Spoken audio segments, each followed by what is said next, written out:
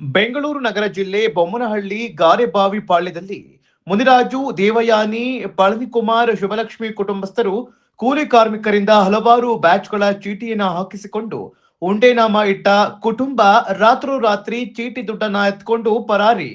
ಹೊಟ್ಟೆ ಬಟ್ಟೆ ಕಟ್ಟಿಕೊಂಡು ಕೂಡಿಟ್ಟ ಹಣ ದೋಖ, ಕೊಟ್ಟವನು ಕೋಡಂಗಿ, ಈಸ್ಕೊಂಡವನು ವೀರಭದ್ರ.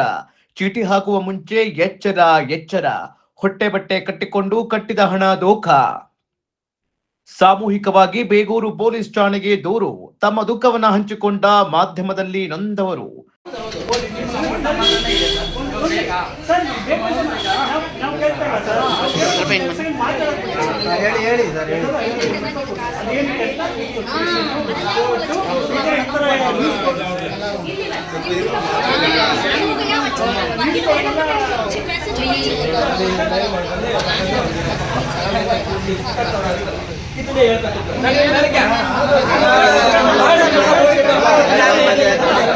ಅದನ್ನ ನಾವು ಪರ್ಸನಲ್ ಮಾತಾಡ್ಬೇಕು. ಇದನ್ನೆಲ್ಲ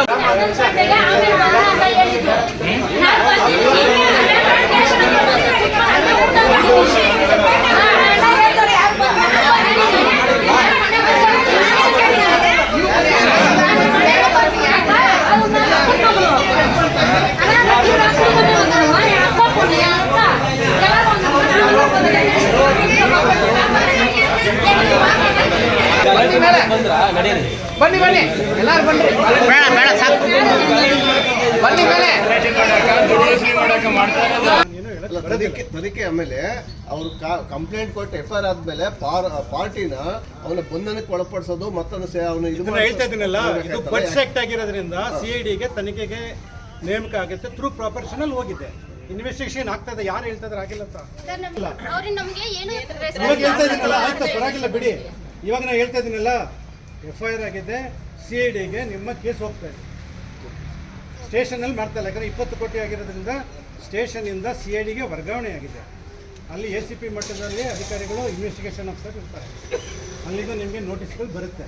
ನಿಮ್ಮಲ್ಲಿ ಏನೆಲ್ಲ ಡಾಕ್ಯುಮೆಂಟ್ಸ್ ಇದೆ ಏನಿದೆ ನೀವು ಸಬ್ಮಿಟ್ ಮಾಡಿ, ಇನ್ವೆಸ್ಟಿಗೇಷನ್ಗೆ ಕೋಆಪರೇಟ್ ಮಾಡಿ. ಸರ್ CBIಗೆ ಯಾವಾಗ ಹೋಗೋದು? CIDಗೆ ಆಲ್ರೆಡಿ ಲೆಟ್ರ್ ಹೋಗಿದೆ, ನಮ್ಮ ಫೈಲು ಹೋಗಿದ್ದಾರೆ. ಅವರು ಪ್ರೋಸೆಸ್ ಮಾಡಿ ನಿಮಗೆ ಇಂಟಿಮೇಷನ್ ಕೊಡ್ತಾರೆ. ಅವಾಗ ನಿಮಗೆ ಬರುತ್ತೆ ಅಲ್ಲಿ ನೋಟಿಸ್ಗಳು. ಮತ್ತು ನಮ್ಮ ಗ್ರೂಪ್ ಅಡ್ಮಿನು ಅದು 15 ದಿವಸ ಹಿಂದೆನೇ ಹೇಳಿದ್ರು ಈ ಥರ CBIಗೆ ಹೋಗುತ್ತೆ. ಅವಾಗ ನಿಮ್ಗೆಲ್ಲ ಹೌದಪ್ಪ, CBIಗೆ ಹೋಗೋ ತಕ್ಷಣ ಒಂದೇ ಸಲ ಹೋಗಲ್ಲ, ಥ್ರೂ ಪ್ರಾಪರ್ ಚಾನಲ್ಗೆ ಹೋಗಬೇಕು. DCP ಸರ್ ಹತ್ರ ಹೋಗುತ್ತೆ, ಅಲ್ಲಿಂದ ಫೈಲ್ ಕಮಿಷನರ್ ಆಫೀಸ್ಗೆ ಹೋಗುತ್ತೆ ಫೈಲು. ಅವರು ಸ್ಟಡಿ ಮಾಡಿ ಅಲ್ಲಿಂದ DG ಆಫೀಸ್ಗೆ ಹೋಗುತ್ತೆ.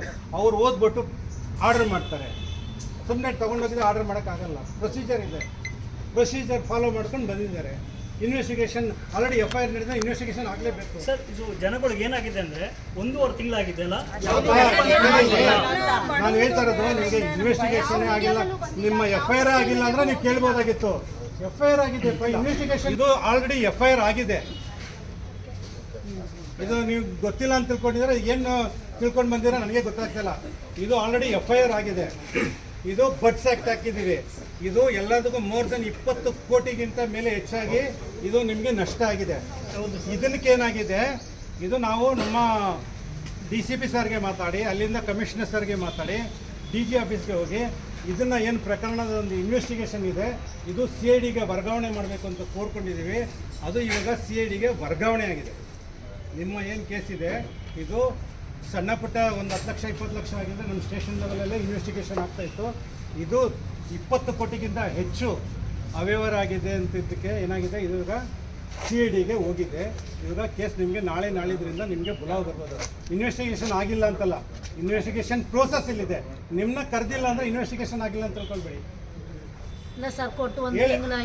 ಒಂದು ತಿಂಗಳು ಪ್ರೋಸೆಸ್ ನಡೀತಾ ಇದೆ ನೋಡಿ ಅಮ್ಮ. ಪ್ರತಿಯೊಂದು ಇನ್ವೆಸ್ಟಿಗೇಷನ್ನು ನಿಮಗೆ ಗೊತ್ತಾಗಲ್ಲ. FIR ಆಗಿಲ್ಲ ಅಂದರೆ ನೀವು ಬಂದಿದ್ರೆ ಸರ್ FIR ಆಗಿಲ್ಲ ಅಂತಂದರೆ ನಾನು ಓದ್ಕೊಳ್ತಾ ಇದ್ದೆ. ಹೌದಪ್ಪ FIR ಆಗಿಲ್ಲ, ಇವ್ರಿಗೆ ತಂದರೆ FIR ಆಗಿದೆ, ಇನ್ವೆಸ್ಟಿಗೇಷನ್ ನಡೀತದೆ. ಏನು ಇನ್ವೆಸ್ಟಿಗೇಷನ್ ನಡೀತದೆ ಅಂದರೆ ನಿಮಗೆ ಗೊತ್ತಾಗಲ್ಲ. ಅದು IO ಇದ್ದಾರೆ, ಮೇಲಧಿಕಾರಿಗಳು ಇರುತ್ತೆ. ಮತ್ತು ನಿಮಗೆ ಏನು ಹೇಳ್ತಾ ಇದ್ದಾರೆ, ಇದು ಕೊಟ್ಟಿಗಿಂತ ಹೆಚ್ಚಾಗಿದೆ, ಇದು CIDಯಲ್ಲಿ ಹೋಗುತ್ತೆ. ತನಿಖೆ ಬಗ್ಗೆ ನಾವು ಇವಾಗ ಹೇಳಕ್ಕೆ ಬರೋದಿಲ್ಲ. ಅದು ಇನ್ವೆಸ್ಟಿಗೇಷನ್ ಮಾಡ್ತಾರೆ, ಯಾರು IOs ಇರ್ತಾರೆ ತಮಗೆ ನೋಟಿಸ್ ಕೊಡ್ತಾರೆ, ಕಾಲ್ ಮಾಡ್ತಾರೆ. ಅವಾಗ ನೀವೇನಿದೆ ನಿಮ್ಮ ಡಾಕ್ಯುಮೆಂಟ್ಸು ಎಲ್ಲ ತೊಗೊಂಬಂದು ನೀವು ಸಬ್ಮಿಟ್ ಮಾಡ್ಬೋದು. ಆಗಿಲ್ಲ ಅಂತ ಮಾತ್ರ ತಿಳ್ಕೊಳ್ಬೇಡಿ. FIR ಆಗಿದೆ, ಇನ್ವೆಸ್ಟಿಗೇಷನ್ ಆಗ್ತಾಯಿದೆ. ಪ್ರತಿಯೊಂದು ಇನ್ವೆಸ್ಟಿಗೇಷನ್ ನಿಮ್ಗೆ ಗೊತ್ತಿಲ್ಲ, ಯಾರಿಲ್ಲ. ನಾನು ಹೇಳಿದ್ದು ಅದಕ್ಕೆ ಕೇಳಿದ್ದು. ಯಾರಾದ್ರೂ ಬಂದಿದ್ರ ಇಲ್ಲಿ ಅಂತ ಹೇಳ್ಬಿಟ್ಟು ನಿಮ್ಗೆ ಸ್ವಲ್ಪ FIR ಆದ್ಮೇಲೆ ಯಾರು ಬಂದಿಲ್ಲ, ಬಂದಿದ್ದಾರೆ ಒಂದು 10 ಜನ ಬಂದಿದ್ದಾರೆ, ಇವಾಗ್ಲೂ ಇಲ್ಲ ಅಂತಲ್ಲ ಅದಲ್ವಾ? ನೀವು ಮಿಸ್ಅಂಡರ್ಸ್ಟ್ಯಾಂಡಿಂಗ್, ನಿಮ್ಮಲ್ಲಿ ಏನ್ ಕಮ್ಯುನಿಕೇಶನ್ ಆಗಿದೆ ನನಗೆ ಗೊತ್ತಿಲ್ಲ. FIR ಆಗಿದೆ, ಆಮೇಲೆ ಪ್ರತಿ ಸಲ ಬಂದಾಗ ಇಲ್ಲಿ ಕೇಳಿ, ಪ್ರತಿ ಸಲ ಬಂದಾಗ ಇನ್ವೆಸ್ಟಿಗೇಷನ್ ಏನು ಸ್ಟೇಜಲ್ಲಿ ಇರುತ್ತೆ ಅವ್ರಿಗೆ ನಾವು ತಿಳಿಸ್ತಾ ಇದ್ದೀವಿ. ಯಾಕಂದ್ರೆ ಅವ್ರಿಗೆ ಗೊತ್ತಿರಲ್ಲ, ಆಮೇಲೆ ಎಲ್ಲರೂ ನೀವು ಬರೋಕ್ಕಾಗಲ್ಲ, ಎಲ್ಲರೂ ಕೆಲಸಗಳು ಹೋಗಿರ್ತಾರೆ, ಅವ್ರಿಗೆ ನಾವು ತಿಳಿಸ್ತಾ ಇದ್ದೀವಿ ಇಷ್ಟಾಗಿದೆ. ಇವಾಗ DG ಆಫೀಸ್ಗೆ ಹೋಗಿದೆ, CIDರಿಗೆ ಆರ್ಡರ್ ಆಗಿದೆ, ಇವಾಗ ಅಲ್ಲಿ ಫೈಲ್ ಹೋಗುತ್ತೆ, ಅಲ್ಲಿ ಇನ್ವೆಸ್ಟಿಗೇಷನ್, ಇದು ಸ್ಟೆಪ್ ಬೈ ಸ್ಟೆಪ್ ಆಗ್ತಾ ಇರುತ್ತೆ. ಅಲ್ಲ ಅವ್ರ ಪ್ರಶ್ನೆ ಇರ್ತಕ್ಕಂಥದ್ದು ಗೊತ್ತಿದೆ, ನಾವು ಅದಕ್ಕೆ ಇನ್ವೆಸ್ಟಿಗೇಷನ್ ತಗೊಂಡಿದ್ದೀವಿ. ಎಲ್ಲರಿಗೂ ತಾಳ್ಮೆ ಇಲ್ಲ ಸರ್, ಅಷ್ಟೇ. ಎಲ್ಲರಿಗೂ ಭಯ, ಯೋಚನೆಯಲ್ಲಿ ಎಲ್ಲರೂ ಬಂದಿದ್ದಕ್ಕೆ ಏನೋ ಬೇಜಾರು ಮಾಡ್ಕೊಬಿಡಿ ಸರ್, ದಯವಿಟ್ಟು ಏನೋ ನೋಡಮ್ಮ, ಇಲ್ಲಿ ಕೇಳಿ, ಇನ್ವೆಸ್ಟಿಗೇಷನ್ ಅಲ್ಲಿ ಆಗಿದ್ದು ನಾವು ಯಾವುದೋ ಪಬ್ಲಿಸಿಟಿ ಮಾಡಕ್ ಹೋಗಲ್ಲ. ನಾನು ಫಸ್ಟ್ ಹೇಳಿದ್ದು ಇನ್ವೆಸ್ಟಿಗೇಷನ್ ಅಲ್ಲಿ ಇರೋದು ಮ್ಯಾಟ್ರನ್ನ ಯಾವುದು ನಾವು ಪಬ್ಲಿಸಿಟಿ ಮಾಡೋದಿಲ್ಲ, ಮಾಡಕ್ ಬರೋದಿಲ್ಲ. ಆಯ್ತಾ? ಸರಿ ಆಯ್ತು. ಮೇಲಧಿಕಾರಿ ಎಲ್ಲ ಪರ್ಮಿಷನ್ ಬೇರೆ ಕಷ್ಟಪಟ್ಟು ದುಡ್ಕೊಂಡು ಇಲ್ಲಿ ತರ ಇವ್ರ ಹತ್ರ ಕಟ್ಟಿರೋದು ನಂಬಿಕೆಯಿಂದ. ಅವ್ರು ಈ ತರ ನಮ್ಗೆ ಮೋಸ ಮಾಡಿ ಹೋಗಿದ್ದಾರೆ. ನಾವು ಕಂಪ್ಲೇಂಟ್ ಎಲ್ಲ ಕೊಟ್ಟಿದ್ದೀವಿ. ನಾವು ಎಷ್ಟು ಟ್ರೈ ಮಾಡ್ಕೊಂಡು ನಮ್ ಕಷ್ಟ ನಿಮ್ಗೆ ಗೊತ್ತು, ಮನೆ ಕೆಲಸ ಮಾಡ್ತೀವಿ, ಎಲ್ಲ ಮಕ್ಕಳು ನೋಡ್ಕೊಂಡು ಇಲ್ಲಿ ಒಂದು ಕುತ್ಕೊಳಕ್ ಆಗುತ್ತಾ? ನಮ್ ಸಿಕ್ಕೋದು ಸಂಡೇ ಮಾತ್ರನೇ. ಈ ಟೈಮ್ಗೆ ನಾವು ಮನೇಲಿ ಇರೋಕ್ಕಾಗುತ್ತಾ? ಈ ತರ ನಡಿಯಕ್ಕಾಗುತ್ತಾ ಹೇಳಿ? ಏನಾದ್ರೂ ಮೂವ್ಮೆಂಟ್ ಇರ್ಬೇಕಲ್ಲ. ಏನು ಮಾಡ್ತಾ ಇಲ್ಲ ಅಂದ್ರೆ ಹೆಂಗೆ? ನಮ್ ಕಷ್ಟಪಟ್ಟ ದುಡ್ಡಿರಲ್ಲ, ನಾವು ಕಟ್ಬಿಟ್ಟಿದೀವಿ ಅವ್ರನ್ನ ನಂಬ್ಕೊಂಡು. ಇವಾಗ ಹೋಗ್ಬಿಟ್ಟಿದೆ, ನಾವ್ ಯಾಕೆ ಸ್ಟೇಷನ್ಗೆ ಬಂದಿರೋದು? ನಮ್ಗೆ ಬರ್ಬೇಕಂತ ತಾನೇ. ಏನು ಮಾಡಿಲ್ಲ ಅಂದ್ರೆ ಹೆಂಗೆ ಸರ್ ಆಗುತ್ತೆ? ಸರ್, ಈಗ ಭರವಸೆ ಕೊಟ್ಟಿದ್ದಾರೆ ಪೊಲೀಸ್ನವರು, CID ಪೊಲೀಸ್ ಹೋಗಿದೆ ಅಂದ್ಬಿಟ್ಟು. ಸರ್, ಇದು 2 ತಿಂಗಳು ಆಗ್ತಾ ಇದೆ ಸರ್. ನಾವು ಒಬ್ಬ ನಂಬ್ಕೊಂಡಿದೀವಿ, ಆಯ್ತು. ಇವಾಗೆಲ್ಲ ಹೋಗ್ಬಿಟ್ಟಿದೆ, ಏನ್ ಮಾಡಕ್ಕಾಗುತ್ತೆ? ನಾವು ಕಷ್ಟಪಟ್ಟಿರೋ ದುಡ್ಡು ಸರ್ ಇದು. ನಾವು ಅವ್ನ್ ಮೋಸ ಮಾಡಿ ಹೋಗ್ಬಿಟ್ಟಿದ್ದಾನೆ. ಅವ್ನು ಇವಾಗ ಖುಷಿಯಾಗಿದ್ದಾನೆ, ನಾವು ಕಷ್ಟ ಪಡ್ತಾ ಇದೀವಿ. ಹಿಂದೆ ಇರೋಲ್ಲ ಪಾಪ, ಎಷ್ಟು ಹಾರ್ಟ್ ಪೇಷಂಟ್ ಎಲ್ಲ ಕಟ್ಟಿದ್ದಾರೆ ದುಡ್ಡು. ನಾವು ಕೂಡ ಹೆಲ್ತಿ ಆಗಿದ್ದೀವಿ. ಹಿಂದೆ ಇರೋಲ್ಲ ತುಂಬಾ ಪ್ರಾಬ್ಲಮ್ ಅಲ್ಲಿ ಇದ್ದಾರೆ. ನಮಗೂ ಕಷ್ಟ ಇರುತ್ತಲ್ಲ ಸರ್, ಏನ್ ಮಾಡಕ್ಕಾಗುತ್ತೆ ಹೇಳಿ? ಈ ತರ ಎಲ್ಲ ನಾವು ಸ್ಟೇಷನ್ ಅಲ್ಲಿ ಕಂಪ್ಲೇಂಟ್ ಕೊಟ್ಟಿದೀವಿ ಅಲ್ಲ, ಏನ್ ಮೂವ್ಮೆಂಟ್ ಇಲ್ಲ ಆದ್ರೆ ಹೆಂಗಾಗುತ್ತೆ ಹೇಳಿ? ಮುನಿಯಪ್ಪ ಅಂತ ಮುನಿಯಪ್ಪ ರಾಜಿ ಅಂತ, ಮುನಿರಾಜಿ. ಅವ್ರ ಮಗ ಪಳನಿ ಕುಮಾರ್, ಮಗಳ ಹೆಸರು ದೇವಯಾನಿ. ಫ್ಯಾಮಿಲಿನೇ ಮಾಡಿದಾರೆ ಮೋಸ. ನಮ್ ದುಡ್ಡು ಏಮಾಸ್ಬಿಟ್ಟು. ಹೌದು, 4 ಜನನು ಇದ್ರಲ್ಲಿ. ಅದೇ ಸರ್, ನ್ಯಾಯ ಸಿಗ್ಬೇಕು, ಹಣ ಸಿಗ್ಬೇಕು ಸರ್ ನಮ್ಗೆ. ಅದ್ ದಯವಿಟ್ಟು ಮಾಡಿ ನೀವು. ನಿಮ್ಮ ಹತ್ರ ಬಂದಿರೋದು ಕಾರಣನೇ ಇದೆ. ಎಷ್ಟು ಕಷ್ಟಪಟ್ಟಿರೋದು ಅಷ್ಟೇ ನಮ್ಗೆ. ನಮ್ಮ ಹಣ ನಮ್ ಕೈಗೆ ಬರ್ಬೇಕು. ಅವ್ನಿಗೆ ಶಿಕ್ಷೆ ಅಂತೂ ಕೊಡ್ಲೇಬೇಕು. ಅವ್ನಿಗೆ ನಮ್ ದುಡ್ಡೆಲ್ಲ ಹಣ ಎಲ್ಲ ಏಮರ್ಸ್ಬಿಟ್ಟು ಹೋಗಿದ್ದಾನೆ. ಅವ್ನು ಖುಷಿಯಾಗಿದ್ದಾನೆ. ನಾವೇ ಇಲ್ಲಿ ಕಷ್ಟ ಪಡೋದು. ಕೆಲ್ಸದಲ್ಲಿ ನಮ್ಗೆ ಬರಕ್ಕೂ ಆಗ್ತಾ ಇಲ್ಲ. ನಾವು ಮನೆ ಕೆಲಸ, ನಮ್ ಕೆಲಸ ಹೋಗ್ಬಿಟ್ರೆ ನಾವ್ ಹೆಂಗ್ ಊಟ ಮಾಡಕ್ ಆಗುತ್ತೆ ನೋಡಿ? ಸಿಕ್ಕಿರೋದು ಈ ಟೈಮ್ ಸಂಡೇ ಟೈಮು, ಏನು ಮಾಡಕ್ ಆಗಿಲ್ಲ. ಇಲ್ಲಿ ಬಂದು ಕುತ್ಕೊಂಡಿದೀವಿ ನಾವು. ಮುನಿರಾಜು ಮತ್ತೆ ಅವ್ರ ಫ್ಯಾಮಿಲಿ ಎಲ್ಲ ಸೇರಿ ಟೋಟಲಿ ಒಂದು 27 ಕೋಟಿ ಹಣನ ದೋಚ್ಕೊಂಡು ಓಡೋಗಿರ್ತಾರೆ. ಹಾಗಾಗಿ ಬಡವರು ಅಂದ್ರೆ ತುಂಬಾ ಕೂಲಿ ಮಾಡಿ ಬದುಕುವಂತ ಜನರು ಎಲ್ಲರೂ ಇಲ್ಲಿರೋದು. ಹೂ ಮಾರೋರು, ಮನೆ ಕೆಲಸ ಮಾಡೋರು, ಗಾರ್ಮೆಂಟ್ಸ್ ಅವರು, ಮತ್ತೆ ಆಟೋ ಓಡಿಸೋರು, ಇಂಥ ಒಂದು ಬಡ ಪರಿಸ್ಥಿತಿಲಿ ಇರುವಂತ ಜನನೇ ಇಲ್ಲಿ ಅವನ ಹತ್ರ ಚೀಟಿ ಹಾಕಿರೋದು. ಅವನು ಎಲ್ಲರನ್ನೂ ಮೋಟಿಫೈ ಮಾಡಿ ಎಲ್ಲರಿಗೂ ಚೀಟಿ ದುಡ್ಡನ್ನ ಕೊಡ್ದೇನೆ ನಾಳೆ ಕೊಡ್ತೀನಿ ಅಣ್ಣ, ಹಿಂಗೆ ಅಣ್ಣ ತಮ್ಮ ಅಂತ ಎಲ್ಲರಿಗೂ ಮೋಸ ಮಾಡಿ ಎಲ್ಲರಿಗೂ ಯಾಮರ್ಸಿ 27 ಕೋಟಿಯಷ್ಟು ಹಣನ ಎತ್ಕೊಂಡು ಓಡೋಗಿರ್ತಾನೆ. ದಯವಿಟ್ಟು ನಮ್ಮ ಸ್ಟೇಷನ್ಗೂ ಕಂಪ್ಲೇಂಟ್ ಕೊಟ್ಟಿದ್ದೀವಿ, ಅಲ್ಲಿನೂ ಅವರು ಮೂವ್ ಮಾಡಿದ್ದಾರೆ. ಪ್ಲಸ್ ಆಮೇಲೆ ನಿಮ್ಗೂ ಮೀಡಿಯಾದವ್ರಿಗೆ ಇವತ್ತು ಕರ್ಸ್ಬೇಕಾದ ಒಂದು ಅನಿವಾರ್ಯ. ಏನಕ್ಕೆ ಅಂದರೆ ಇಷ್ಟು ದಿನ ಆದ್ರೂ ಅದು ಕೇಸ್ ಫೈಲ್ ಮೂವ್ ಆಗಿದೆಯಾ ಏನೋ ಒಂದು ಡೌಟಲ್ಲಿ ನಿಮಗೆ ಕರ್ಸಿದ್ದೀವಿ.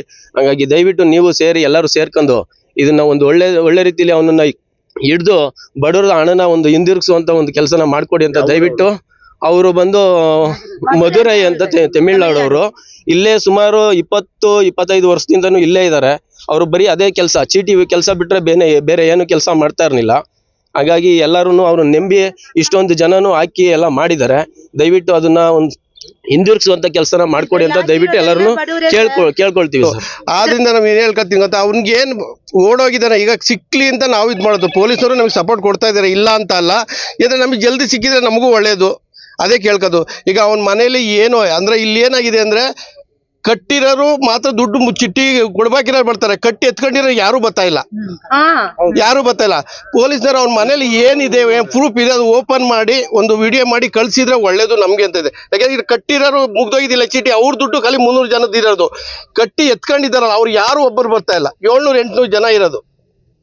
ಅದರಿಂದ ಅವ್ನ ಮನೇಲಿ ಏನ್ ಸೀಜ್ ಆಗಿದೆ ಅದು ವಿತ್ತು ಕ್ಯಾಮ್ರಾದಲ್ಲಿ ಓಪನ್ ಮಾಡಿ ಏನ್ ಪ್ರೂಫ್ ಇದೆ ಅವ್ರದ್ದು ಯಾರ್ದಾರು ಪ್ರೂಫ್ ಇದೆ ಹಂಚ್ಕೊಂಡು ಅವ್ರು ತೆಗಿಸಿದ್ರೆ ಅವ್ರು ಓಪನ್ ಮಾಡಿ ಅವ್ರು ಪೊಲೀಸ್ನವ್ರು ಕರ್ಸ್ಬೋದು ಅಂತ ನನ್ನ ಅಭಿಪ್ರಾಯ. ಸಿಒಡಿ ತನಿಖೆಗೆ ಒಳಪಡಿಸಿದಾರಂತೆ. ಇಲ್ಲ ಒಳಪಡಿಸಿದಾರೆ, ಇಲ್ಲ ಅಂತ ಹೇಳ್ತಾ ಇಲ್ಲ. ನಾವು ಪೊಲೀಸ್ನವ್ರಿಗೆ ಬರ್ತಾ ಇದೀವಿ, ಹೋಗ್ತಾ ಇದಾರೆ, ಗ್ರೂಪರ್ ಬರ್ತಾ ಇದಾರೆ, ಹೋಗ್ತಾ ಇದಾರೆ, ಮಾಡ್ತಾ ಇದಾರೆ. ಪೊಲೀಸ್ನವ್ರು ಇಲ್ಲ ಅಂತ ಹೇಳ್ತಾ ಇಲ್ಲ.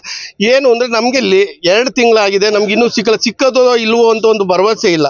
ಅಂದ್ರೆ ಒಂದು ದುಡ್ಡು ಸಿಗುತ್ತೆ 2 ವರ್ಷ, ನಾಳೆ ದಿವಸ ಇನ್ನೊಬ್ಬನು ಮಾಡಬಾರ್ದು. ಅವರು ಅವ್ನು ಇಲ್ಲೂ ಮಾಡಿದಾನೆ, ಇನ್ನೊಬ್ಬನಿಗೆ ಮಾಡಿ. ಇಷ್ಟು ಜನ ಬಾಬಾ ಇನ್ನೊಬ್ಬರಿಗೆ ಮಾಡಬಾರ್ದು ಅಂತ ಅವ್ನು ಕರ್ಕೊಬಂದು ಅವ್ನಿಗೆ ಏನ್ ಶಿಕ್ಷೆ ಆಗುತ್ತೆ, ಅವ್ನಿಗೆ ಏನ್ ದುಡ್ಡಿದ್ರೆ ಈಗ ಎಷ್ಟು ಜನಕ್ಕೆ ಬರುತ್ತೋ ಅದು ಕೊಡ್ಸೋದು ಒಳ್ಳೇದು ಅಂತ ನಾನು ನಿಮ್ ಕೇಳ್ಕೊತ.